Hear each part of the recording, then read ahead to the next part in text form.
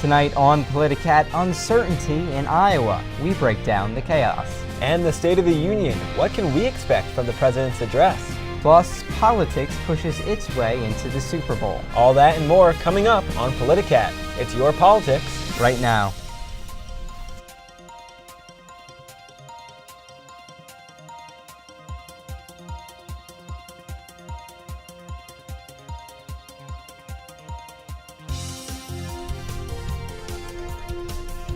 Good evening and welcome to Politicat. I'm Justin Sweetwood. And I'm Andrew Rowan. We begin tonight with news out of Iowa, or maybe lack thereof. Many expected the Iowa caucus to have a winner by late last night or early this morning, but technical complications delayed reporting until this afternoon. As of now, only 62% of precincts have reported. The holdup was due to problems with an app that precinct captains were supposed to use to file their results. However, none of this stopped one candidate from claiming victory. Last night, before any official results were released, Pete Buttigieg said, quote, "We are going on to New Hampshire victorious." In an interview with CNN, Buttigieg said he was able to claim this after seeing reports from his campaign's precinct organizations. But tensions are still high in Iowa with much uncertainty.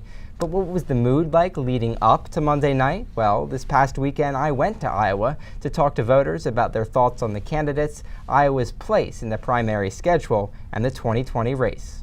Every 4 years, democracy begins here in Iowa. In politics, all roads lead to the Hawkeye State, and in 2020, everything is on the line, including the direction of the Democratic Party and nation as we know it.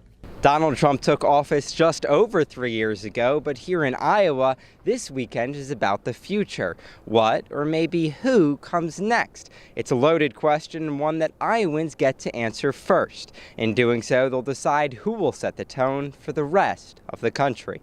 But will that tone be loud, young, fresh, or feel something like that of the past? Just days before the caucuses, many voters were still undecided. I told someone a little while ago, how am I going to decide between now and Monday? Well, probably have to pray about it in church Sunday and see what happens. But that's not to say that undecided voters are indecisive. Many Iowans feel an added sense of responsibility to make the right call as the first in the nation to vote. A lot of people have been thinking, studying. We're good, we're smart. This state is smart, we're educated. It feels like so much lands on us. I can't imagine looking upon this without an awful lot of responsibility. For some voters, it's the choice between two different directions of the Democratic Party. We need a progressive leader that will not be taking money from the billionaires. I would call him a centrist. I think probably more electable. And electability is what Joe Biden has been pushing. The former vice president might be exactly who Democrats need to defeat President Trump. There's no way out. We have to change the White House. Others say that the Democratic Party needs a new face. Leave the politics of the past in the past. Or maybe a candidate with a more progressive agenda. We've got our chance to cancel student loan debt. We're taking on the insurance companies. In the last 4 contested Democratic caucuses, the winner of Iowa has gone on to win the nomination. Whether that happens this year remains to be seen. But one thing is for certain. You know, it's always exciting to be in Iowa. Thanks, Justin. Taking a look at the results with 62% of precincts reported, Pete Buttigieg is in the lead with 27% of the vote, giving him 10 delegates. Bernie Sanders isn't trailing far behind, though. He has 25% of the vote. Elizabeth Warren is currently in 3rd place, followed by Joe Biden and Amy Klobuchar in 4th and 5th place, respectively. 17 of the state's 41 pledged delegates have yet to be allocated. All right, we're going to turn now to our panel. We have Sachin Shukla of the NU Political Union and Maya Reeder of North by Northwestern. Maya, we'll start with you. What do you make of Mayor Pete Buttigieg's campaign claiming victory last night before any official results came out? I think it was a pretty bold decision, honestly, kind of reckless, especially with no official result tallied. I know he was leading in a couple polls a couple weeks ago, but it's something that's hard to walk back if you don't end up winning. It's something that's honestly quite embarrassing for a campaign. And Sachin, do you think it's at all problematic, the early call? Honestly, I watched it live. I didn't really notice it because politicians just say so much random stuff all the time that I was like, okay, whatever, Pete. But yeah, it certainly caused a bit of an uproar on Twitter, but it seemed like his information was accurate, so I guess it worked. Sachin, how does the delayed reporting of these caucus results affect the reputation of the Iowa caucus? Oh man, so I think, yeah, the Iowa, there are a lot of people, including like Nate Silver of 538, who are saying like the Iowa caucuses are done. And that was already, an open question during the primary process. The big story here, I think, is that the main benefit from winning the Iowa caucuses is the media attention and like the polling bump. But because the results have been just completely botched up, whoever would have gotten that bump is now getting far less of a bump. I think that's the big story here. All right. Do you think Iowa should be voting first every year, every primary season? I mean, I personally no, but I don't think that's going to change in the near future because we are a nation very set in our ways and very we appreciate our traditions. But I think it's kind of ridiculous that the same state gets the first vote each time, giving the same kind of candidates a boost in each election. And if it is in the final results come out that Buttigieg did win Iowa, how do you think that'll affect his campaign moving forward? Of course, we've got New Hampshire next week. I mean, yeah, as Sasha was saying, it would definitely give his campaign a boost in the polls and in the ratings. I think it definitely gives him some momentum going into the next couple weeks and the next couple primaries and caucuses and all that going forward. I mean, it can't be anything but good. And Sachin, how long do you think that momentum might last? I actually am skeptical that it'll last that long. I think what got Pete the victory in Iowa, I'm assuming he still wins, what got him the victory in Iowa was his extremely strong ground game. You can see that from the fact that he tended to win rural areas. I don't know that he can replicate that in New Hampshire, Nevada, and especially South Carolina. So actually, the person I would prefer to be right now is Bernie Sanders, because he did pretty well. He's probably going to do pretty well in New Hampshire and Nevada as well. So on average, I think I'd rather be him than Pete. But Pete's winning is pretty good. But do you think, even though obviously winning is a great sign for his campaign, that it's not necessarily indicative of national polls? Because Buttigieg has struggled with the minority vote, and obviously Iowa, very Caucasian, a lot of white voters. Is this going to translate once he gets to other states, not Iowa and New Hampshire upcoming? No, I don't think so. I think this is where the whole ground game thing plays in. I don't think he can replicate what he did in Iowa with respect to his organized strategy all around the country. I would say, though, that with respect to black voters tending to support Biden and Sanders, it looks like a lot of them, at least last I checked, it looks like a lot of them just haven't really tuned into the primary yet. So, if you look at the polls, it's a lot of people like Biden, a lot of people like Sanders, and then most everyone else just doesn't know. And the people that are doing well are the ones that are the most universally recognizable. So I'm not sure if it's really fair to say that he's having trouble with voters of color yet. I think as we get more into focusing on South Carolina, that'll become more apparent. So Maya, Sachin just mentioned Joe Biden, seen by many as the national frontrunner, but a fourth-place finish in Iowa, if the results stand, a fourth-place finish, what does that mean for his campaign? And does the delayed reporting, is that almost an excuse to say, listen, it didn't go the way we thought, there were all these problems with it? Is it overhyped? Is there any chance that he minimizes the situation?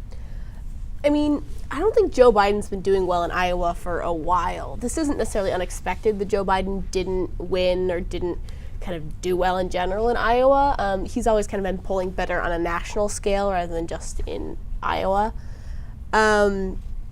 But I think it definitely, it hurts seeing that I'm sure it hurts his campaign seeing that he was that far down.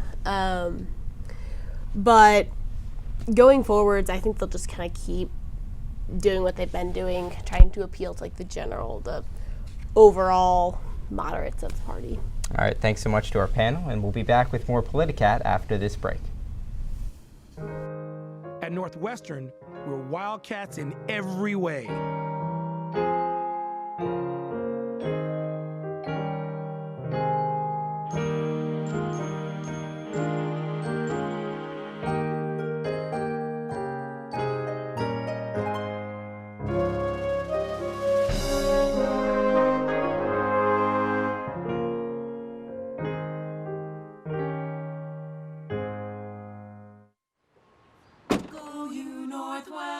Northwestern break right through that. With our colors flying, we will cheer you all the go. Go you Northwestern, fight for victory, sweet victory, for the fame of our fair name, and go Northwestern, win that game.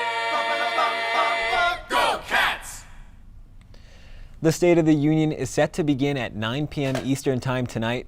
This will be President Trump's fourth State of the Union address, in which he will lay out his vision for the upcoming year and chart a course for the decade ahead. This will also be the president's final State of the Union address before the 2020 elections. We expect he will tout his administration's accomplishments across the last 4 years and make the case for his re-election. Joey Safchik is in D.C. to tell us more about what we might expect tonight. Joey? Andrew, Justin, it's been a whirlwind of a week here in Washington, D.C., and the State of the Union has gone somewhat under the radar. It's been overshadowed by the looming presence of the impeachment trial and last night's chaotic Iowa caucuses. But tonight, all ears are on Capitol Hill as the president addresses Congress for his final State of the Union before November's election. Madam Speaker, Mr. Vice President. So here's what we're listening for. A senior administration official previewed these major themes earlier in the week. We're expecting to hear a lot about the state of the economy, what the president calls a, quote, blue-collar boom. We're also anticipating that we'll hear about the new trade agreement with China. Next, the president will likely talk about working families and prioritizing paid family leave. Late last year, the Senate passed a measure that would guarantee paid family leave for federal employees, so the president will probably mention that. As we all know, healthcare has been a monumental theme on the campaign trail amongst Democrats, and we're expecting the president will passionately and starkly contrast the proposals that we're hearing coming from the left. My administration has sent to Congress a common-sense proposal to end the crisis on the southern border. There's no doubt the president will harp on immigration, which has effectively rallied his base since his campaign back in 2016. Beyond the border wall, we're anticipating the president will talk about a controversial issue, sanctuary cities. And finally, the Trump administration says the president will update Congress on national security efforts. This comes especially anticipated after the recent tensions involving Iran and since the president pulled troops out of Syria in the fall. Truly make America safe. And the question, Justin and Andrew, that I'd be remiss not to address, will the president mention impeachment during his State of the Union tonight? When Bill Clinton delivered his 1999 State of the Union, he too was in the midst of an impeachment trial, but he did not even allude to it during the speech. Republican senators are urging the president to do the same, but we'll have to wait and see how he handles it. We will have more State of the Union coverage on Facebook from our Politicat team here in D.C. You'll be able to see that tomorrow. For now, from Capitol Hill, I'm Joey Safchik. Back to you on the desk. Thanks so much, Joey. And with that, I'd like to welcome back in our panel. Now, we just heard the 5 main topics we expect President Trump to address in his State of the Union tonight. That's the U.S. economy, paid family leave, healthcare, immigration, and national security. So, Maya, I'll start with you. Why do you think the president is choosing to focus on those particular topics? I mean, I think they're big kind of talking points that he's focused on throughout his presidency, which is kind of the point of the State of the Union, to kind of like recap the last year, and in this case, the last term. I think, especially on national security, that's been something we've heard endlessly from the Trump campaign and Trump supporters, how it's like a large, they're building the wall, and I think that playing into immigration for the Trump administration. So I think that's like a big selling point for his campaign for the 2020 election, which is, I mean, this is undeniably linked to his 2020 campaign. So I think all of the things he's focusing on are also kind of talking points for his campaign in the next cycle. Mm-hmm. And Sachin, which of those topics, if any, do you think he's going to make the focal point during tonight's speech? I'd say the economy, just because it's officially it's doing super well. And I would say also economy and national security tend to be what we would call owned issue areas for the Republicans. So that's just things he's going to want to talk about. Now, we also can't forget that this is the president's first major address since he was impeached by the House of Representatives, and the Senate is expected to vote tomorrow on whether or not he should be removed from office. Sachin, what impact do you think this will have on his message or the theme tonight? The thing is, like we've all heard, like, impeachment is nowhere in the draft, but, like, you know, it's Trump, so we don't know what he's going to say. The last president to give a State of the Union while impeached was Bill Clinton. I don't believe he mentioned it, and I think either he didn't mention it or he, like, apologized or something like that. It'll be interesting to see how Trump takes it. So Maya, like Sachin said, impeachment not, according to the White House Deputy Press Secretary, not in the draft for tonight. But do you anticipate that there's a possibility that he could go off the cuff and mention impeachment? Honestly, I think it's kind of inevitable. If he doesn't mention it directly, I think it'll be indirectly mentioned, like how the injustice of the partisanship of the House and the Senate. And I think it's inevitable, to be honest, in some sort of reference to impeachment and to the fact that he thinks he will be exonerated tomorrow. And what about the Iowa caucuses? Do you think there is any chance that he takes the State of the Union as an opportunity to bash some of his Democratic, rivals, or the Democratic Party as a whole? I wouldn't count it out. I think that's a little more, he's not known to be a subtle man, but I think that is still kind of might be beyond the point that he would go for the State of the Union. Now, healthcare has also been at the forefront of the recent Democratic debates as well, with an emphasis on expanding Medicare coverage to as many people as possible.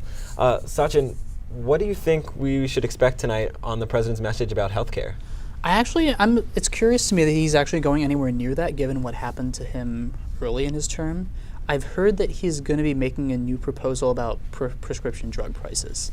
I feel like that might be like the infrastructure of this year's State of the Union, like how he talked about it last year. Like, it just seems to be an issue that everyone can get behind, but nobody actually does anything about. So it's just kind of what he's going to do.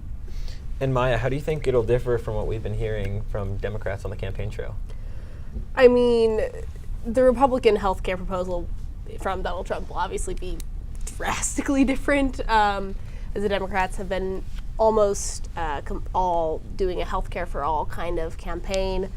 And I think that's just kind of not what the Republicans are looking at right now, especially since that's kind of been intrinsically linked to the Obamacare kind of idea. And that's kind of a dirty word for the Republican Party. So the New York Times is reporting that the theme of tonight's speech is going to be the Great American Comeback, in reference to President Trump's economic record, military spending, and his appointment of conservative judges. Sachin, is this a good characterization of his past year in office? I think it's certainly, I mean, when you just look at that, it definitely shows that despite how different he is as a person and in his ideology from the rest of the Republican Party, his record on paper has been remarkably conventional. Like, his one major piece of legislation is just a tax cut, which any of the Republicans would have passed. I think saying it's the Great American Comeback is disingenuous. I don't think much has changed about the fundamentals of the economy since the Obama years. So I think, but that's just, that's just politicians doing whatever they're going to do. Maya, is the Great American Comeback theme disingenuous, as Sachin says?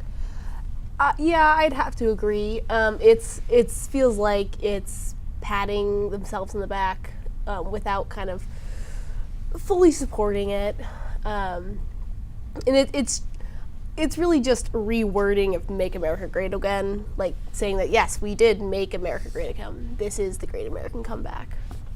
So, State of the Union tonight, but tomorrow in the Senate, the vote on impeachment. What do you expect from senators? The reaction to senators be at the State of the Union tonight, given everything that's going on, and obviously what's on the docket for tomorrow? The reaction of the senators to the impeachment trial? What do you think the mood will be like with the Democratic senators at the State of the Union? Mixed, to be honest, because I don't anticipate that the Democratic senators think they're going to get very much tomorrow. But at the same time, they've still kind of accomplished a fair amount, bringing it to this point. So it's a bit of kind of like a bittersweet kind of mood, saying like, oh, we got close to what we were trying to do, but it's not going to happen. All right, thanks so much, and we'll be back with more Politicat right after this. At Northwestern, we're Wildcats in every way.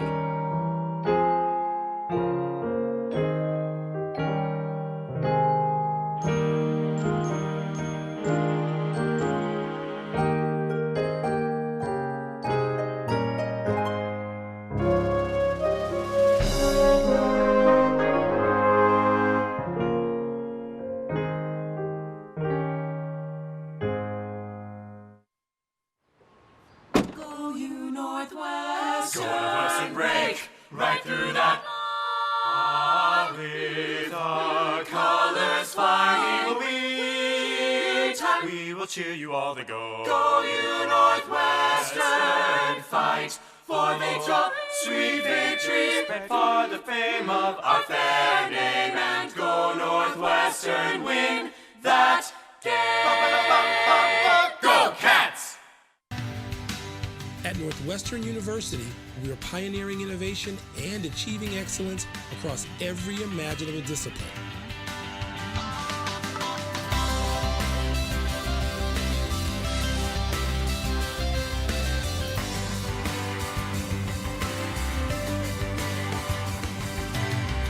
At Northwestern University, the possibilities are endless.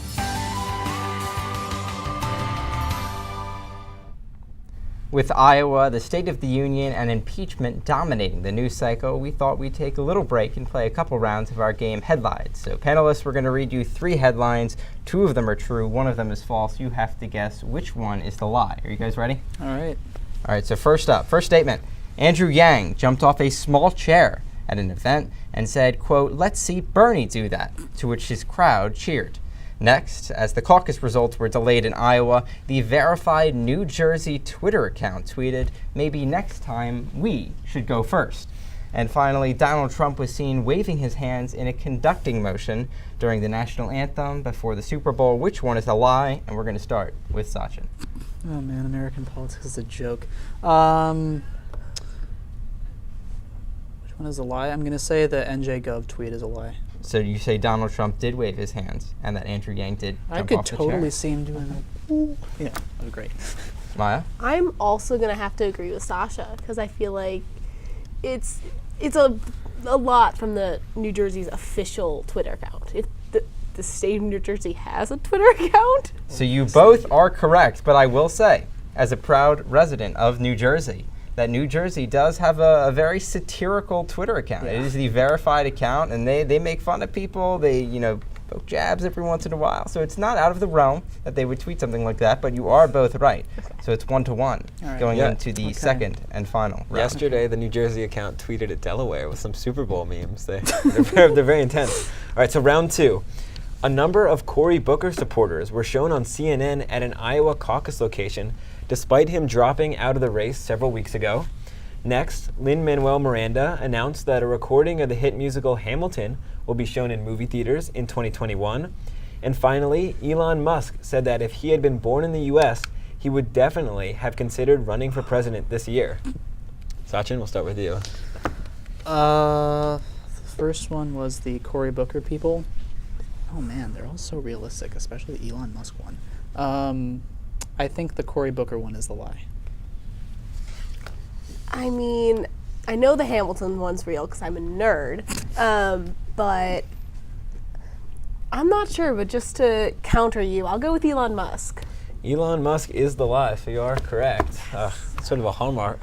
Maya takes headlines, and you knew Hamilton coming to movie theaters in 2021. We thought the Hamilton craze was over. Never. But it's now coming to movie theaters. A past recording of the show at the Richard Rodgers Theater in New York, coming to theaters 2021, October, I believe. Yeah. Produced by Disney, so are they going to be the new princes and princesses of the Disney suite? I don't know. Maybe, we'll see. Alrighty, thanks so much to our panel for tonight's discussion. We'll be back with more Politicat after this.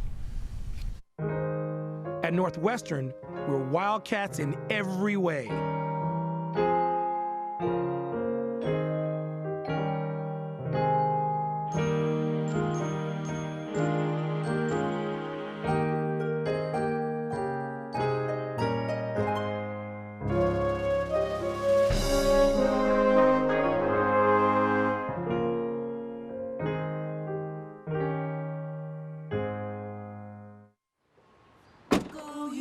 Northwestern. Go Northwestern, break right through that. With our colors flying, we will cheer you all to go. Go you Northwestern, fight for victory, sweet victory, for the fame of our fair name, and go Northwestern, win that game. Go Cats! This past Sunday, 102 million people tuned in to watch Super Bowl 54. But what they might not have expected was how two presidential candidates saw the big game as an opportunity to project their message. Chloe Cope has more. Thanks, Justin. Last year, the Pew Research Center came out with a new report stating more than 85% of Americans believed the tone and nature of political debate in the United States has become less respectful, less fact-based, and less substantive. The Super Bowl used to be a time for everyone to come together, but that's been increasingly difficult in recent years. This year, it was not the national anthem debate which took center stage. It was two political Super Bowl ads. President Donald Trump's re-election campaign ran a Super Bowl commercial boasting about his criminal justice record. Democratic presidential candidate Michael Bloomberg jumped in as well, addressing gun violence in his campaign ad. It's been reported that each campaign spent more than $10 million to air the ads. For context, The Guardian reported last week that Trump spent $20 million on more than 200,000 Facebook ads during all of 2019. Last Sunday, Trump spent half that amount for 60 seconds. USA Today reported that Trump and Bloomberg's ads were the first political commercials to air during the Super Bowl since 1989. The game was broadcasted on Fox, but many non-political advertisers didn't want their ads appearing next to the political ones, so Fox agreed to put the campaign ads next to promos for its own programming. All of this speaks to our uniquely American political climate. Only the wealthiest candidates can afford to spend millions of dollars on Super Bowl ads. Does that give them an unfair advantage, or is it just an unfortunate consequence of American capitalism? Whether or not the pricey Super Bowl ads pay off for Bloomberg and Trump remains to be seen, but the two candidates have certainly raised new and important questions about the role billionaire candidates play in American politics. Thanks so much, Chloe. And I remember reading an article, I believe it was in the Washington Post, that said the $11 million ad that Michael Bloomberg ran was the equivalent, with his net worth of $60 billion, was the equivalent for the average American $17.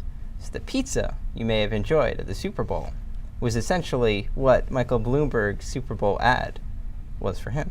Just an interesting thought. I mean, I get happy when I find a $20 bill on the sidewalk, so. $60 billion. I don't think everyone realizes that that's $60 billion running for president. All right, well, that's all the time we have for tonight. For everyone here at Politicat, I'm Justin Sweetwood. And I'm Andrew Rowan. Thanks for watching, and good night.